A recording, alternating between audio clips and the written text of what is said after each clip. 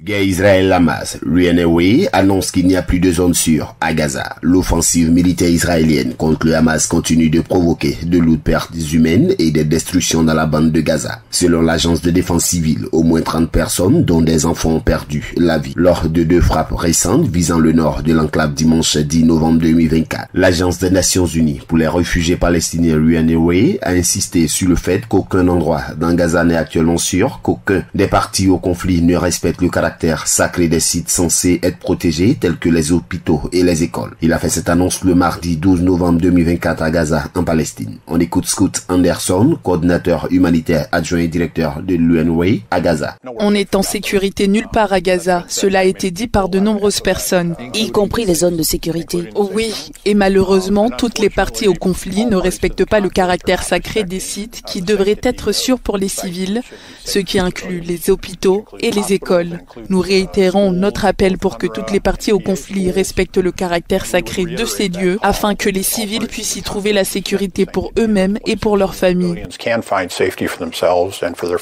Il a ajouté qu'aucun agent du Hamas n'a été renvoyé des rangs de l'UNRWA. Non, je ne pense pas que l'on puisse dire quoi que ce soit avec certitude à propos de n'importe quel employé. Nous avons plus de 13 000 employés. Nous prenons la neutralité très au sérieux, comme le montre l'action très rapide du commissaire général. Mais non, je ne peux pas dire avec certitude que c'est fait.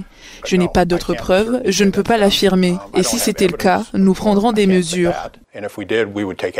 Le Parlement israélien a récemment interdit l'UNRWA d'opérer en Israël. Certains députés l'accusant de collusion avec le Hamas. L'UNRWA a pris ces accusations au sérieux et l'ONU a confirmé au début de l'année avoir licencié plusieurs employés impliqués dans les attaques du 7 octobre. Cette interdiction entrave les opérations de l'agence dans la bande de Gaza et en Cisjordanie, occupée, laissant de nombreux Palestiniens se demander quelles organisations humanitaires pourront encore les aider. Dans le nord de Gaza assiégé, depuis plusieurs semaines, aucun approvisionnement alimentaire n'a pu entrer depuis plus d'1 mois. La situation humanitaire est catastrophique et cette région est désormais au bord de la famine.